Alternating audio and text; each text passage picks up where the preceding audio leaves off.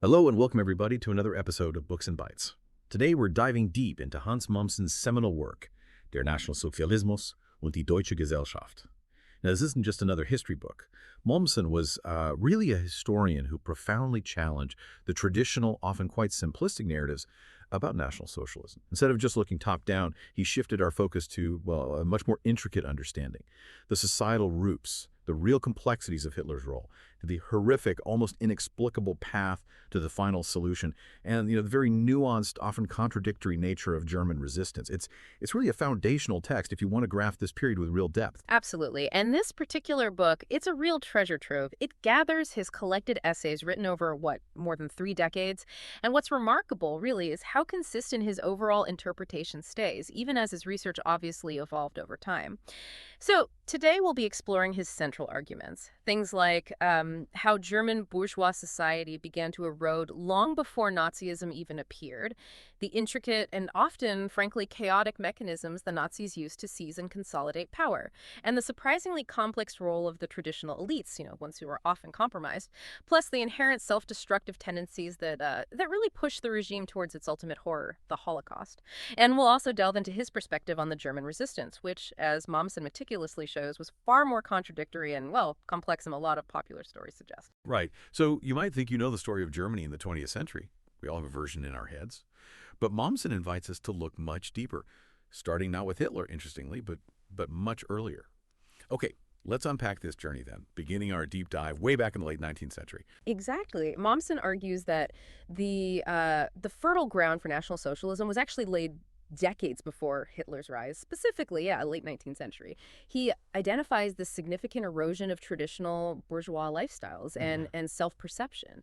It's driven by these huge social changes like intense urbanization, people moving around internally. You have to imagine the sort of comfortable, established middle classes, the educated professionals, the merchants suddenly feeling the ground shift beneath them. It leads to what he calls a bourgeois crisis consciousness. And this wasn't just, an idea. Their social position felt directly threatened. You had new, sometimes incredibly wealthy aristocracies popping up, including, notably, Jewish groups making big economic strides, and also the rise of the employee class, the white-collar workers, which really messed with traditional social hierarchies. And that's really striking how it played out in society itself. You see this fragmentation of the traditional clubs and groups, where people used to gather publicly.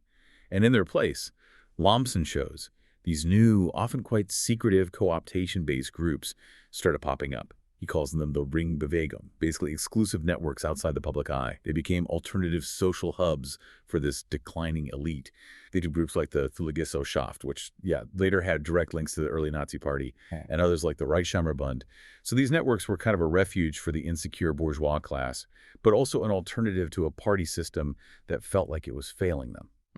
And this period also saw this widespread protest among intellectuals against what they saw as bourgeois security. They sometimes called it Spießertum. Right, that kind of stuffy, conventional middle-class life, Philistinism maybe. Yep. Exactly, that sort of thing. And this intellectual rebellion, it led to a kind of moral uncertainty, a breakdown of shared truths. He talks about value relativism. Decision-making becomes detached from, established ethics. And if you connect this to the bigger picture, this intellectual ferment provided the ideological fuel for the rise of militant right-wing groups, like the Freikorps, most notably. They offered this decisive, violent counter-narrative to the perceived bourgeois decay. Promised order, strong values. Okay, so the stage is set. You've got this fractured, insecure society.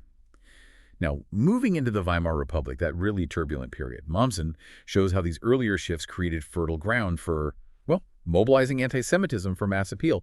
It becomes a tool. You see it clearly with groups like the Deutschvölkischer Schutz und Schutzbund. Their whole aim was harnessing anti-Semitism to mobilize people. And that direct link you mentioned earlier between the Gesellschaft and the early DAP, the precursor to the Nazi Party, through figures like Anton Drexler. Yeah, and a key thing here is how anti-Semitism changed its target. Initially, it was often aimed very specifically at, say, Jewish big business. But as corporations got bigger and the employee class grew, that specific target just didn't resonate as much anymore. So instead, anti-Semitism becomes this broader, more flexible populist tool. It could demonize a wider range of perceived enemies. Very adaptable, unfortunately. We also see cultural production books, pamphlets, you name it, becoming deeply politicized. Think of the Hanseatische Verlagsанstalt linked to groups like the DHV and Der Bund. Books weren't just for a general market anymore. They were specifically crafted to address this national Volkish-oriented community, a kind of racially defined national group. It's a huge shift in culture, turning art and literature into propaganda. And building on that, where culture itself gets politicized, Mommsen highlights how this era saw this profound politicization of education. And frankly, terrifying rise of political irrationalism, integral nationalism, and anti-Semitism. He points out something really crucial here. This new intellectual anti-Semitism, it didn't primarily come from the traditional educated bourgeoisie. Not really. Instead, it bubbles up from frustrated intellectuals and the rising urban commercial bourgeoisie. These groups felt insecure about their status, and they found ideological compensation in these pseudo-religious, racially tinged forms of anti-Semitism, Germanic myths. It gave them a powerful sense of identity, belonging, in a world that felt like it was spinning out of control. That idea of seeking ideological compensation, that really rings true. How else does Mommsen show this? Through cultural shifts, like you mentioned Wagner clubs earlier, groups that started maybe just appreciating music. Yeah, exactly. Even groups like the Wagner clubs, which began as, arts patronage societies, they gradually shifted towards this anti-Semitic Volkish ideology, often pushed by influential figures, publishing things like the Bayreuther Blätter, using Wagner's mystique to promote a really problematic racial worldview. And this was part of a much broader cultural reform movement happening then, often had these pseudo-religious, increasingly Volkish undertones, pushing for societal renewal, but ultimately heading down a very dark path. Which brings us, inevitably, to a really pivotal event. Yeah. The Reichstag fire. February 1933. Now, a lot of people, maybe you listening, might automatically think, okay, the Nazis definitely set that fire themselves. It's the common narrative, right? And given their later actions, it seems logical. It does seem logical. But Mommsen, through incredibly meticulous source criticism, presents a really groundbreaking, almost shocking counterargument. He argues Marinus van der Lubbe was the sole perpetrator. Sole perpetrator. Really? Yes. Now, that doesn't let the Nazis off the hook at all. Quite the opposite. It highlights their chilling opportunism. Mommsen shows they didn't create the crisis, but they ruthlessly exploited a genuine one to grab power. It reveals just how much societal support, or at least weakness, allowed them to act so decisively. Okay, here's where it gets really interesting. You might think you know this story. But Mommsen's take is different. The immediate Nazi reaction wasn't some cool, calculated execution of a master plan. According to Mommsen, it was furious. Reactive, Hitler's demanding executions of communists, suppression of social democrats. Goering rushes out this report based purely on rumors, claiming a communist uprising. It's an explosion of opportunism, not some pre-scripted play. Exactly. And the decree for the protection of people and state rushed through on February 28th was their immediate legislative weapon. It basically suspended fundamental rights, gave the cabinet huge powers, created what Mommsen calls a civil state of emergency. And interestingly, he argues that even some conservatives, traditional elites, saw this decree as a kind of lesser evil compared to, say, a direct military dictatorship. A terrible miscalculation, obviously. Then you have the Reichstag fire trial itself. The prosecution completely failed to prove multiple perpetrators despite desperate attempts to fabricate evidence, dodgy testimonies like Scranamitz's. They even tried these bizarre theories like self-igniting incendiary devices to implicate figures like Torgler, the communist leader. In the end, van der Lubbe was executed, but the communists accused with him. Acquitted. Lack of evidence. So, pulling back, what's the big picture here for Mommsen? It seems he's arguing the Nazi leadership themselves actually believed the communists did it. Their actions were reactive, opportunistic, brutally capitalizing on a crisis, not executing some premeditated plot specifically about the fire itself. They just leveraged the fear and prejudice that was already there. Precisely. And this leads us neatly into Mommsen's famous and often debated weak dictator thesis. He argues Hitler's regime wasn't this perfectly engineered, monolithic, totalitarian machine we often imagine. Instead, it was characterized by what he calls a provisional ordered chaos, a kind of polycracy, right? Driven by internal rivalries, competing power centers. You had this ongoing messy dualism between the party and the traditional state institutions.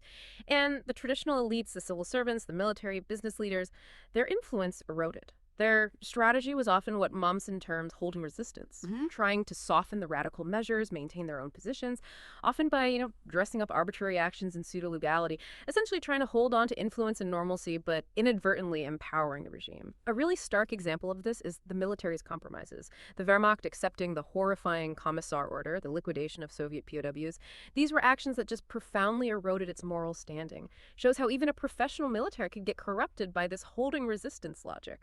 And the regime's cumulative radicalization, especially on the Jewish question, was often driven by these internal rivalries and power struggles within the Nazi leadership. Anti-Semitic initiatives got traction where they didn't clash with other powerful interests like economic exploitation. It wasn't always a direct order from the top. It was often this cruel race to the bottom among competing factions. That's a powerful distinction. So it's almost like the regime was inherently unstable, eating itself from the inside, driven by competition, not a single vision. That's a vastly different picture from the perfectly engineered state many imagine. Exactly. And this internal dynamic, as you highlight, directly fed into its most horrific outcomes. What's fascinating here is how the internal dynamics of the regime directly fed into its most horrific outcomes. The realization of the utopian, the extermination of European Jews. Mommsen says it often happened without an explicit Führerbefehl, a direct, written order from Hitler. That's counterintuitive for many. It is. Mommsen shows it was driven by a broad societal dynamic, this cumulative radicalization, and a chilling kind of technocratic perfection, aimed at preventing moral analogous inhibitions. Making the killings so efficient and dehumanized that people could avoid confronting the morality of it. Precisely that, making it seem like just a technical problem to be solved. Hitler himself was a master of euphemisms, often avoiding explicit orders. He let Himmler and others implement the final solution. And Mommsen points out the solution wasn't always extermination from the start. It was initially conceived more territorially, like the Madagascar plan, but it transformed dramatically due to, well, technical capabilities for mass killing and just the sheer momentum of radicalization. Plus, you can't ignore the economic motives, the systematic looting of Jewish property that provided a cynical incentive. And the very existence of these Jewish departments in ministries, always trying to justify their existence, expand their power. It led to this cascade of discriminatory laws. Mommsen consistently highlights that the regime tended towards parasitic decomposition. It couldn't create lasting, coherent structures. This internal chaos, this relentless radicalization, he argues, led inevitably to self-destruction. Now, turning to the German resistance, particularly the 20th July plot, Mommsen doesn't see it as this clear other German, a morally pure alternative standing apart. Instead, he sees it as a really complex movement, often with fluid transitions between compliance, quiet disagreement, and outright opposition. And its social makeup was quite specific. Predominantly upper classes, the military aristocracy, intellectuals, very limited involvement from the lower middle class, who by and large supported the Nazis. So this wasn't a broad popular uprising we're talking about. It was a desperate act by a specific slice of society. This raises an important question then. What did these brave individuals actually envision for Germany's future? Beyond just getting rid of Hitler, because as you say, it wasn't unified. Not at all. You had deeply divergent visions. Take Karl Goerdeler, a key figure. He favored a kind of patriarchal liberal state. He actually rejected general suffrage, wanted a strong head of state independent of elections, almost looking backwards, right? Oh, okay, so not exactly a modern democracy. No. And then in stark contrast, you have the Kreisau circle figures like Moltke, York, Delp. They aimed for something much more fundamental, a societal transformation based on Christian personalism, small communities, a decentralized, ethically driven society. So very different ideas floating around. Very different. Though they shared a common critique of mass society, they wanted to overcome the atomization of society, foster more organic communities. But their practical ideas on economics, democratic structures, miles apart sometimes. And there were intense internal struggles, too, about collaborating with the left socialists, even some communists like the Safeco group. This was often seen as a pragmatic necessity against Nazism, a desperate alliance, despite the deep anti-communist feelings many conservatives in the resistance held.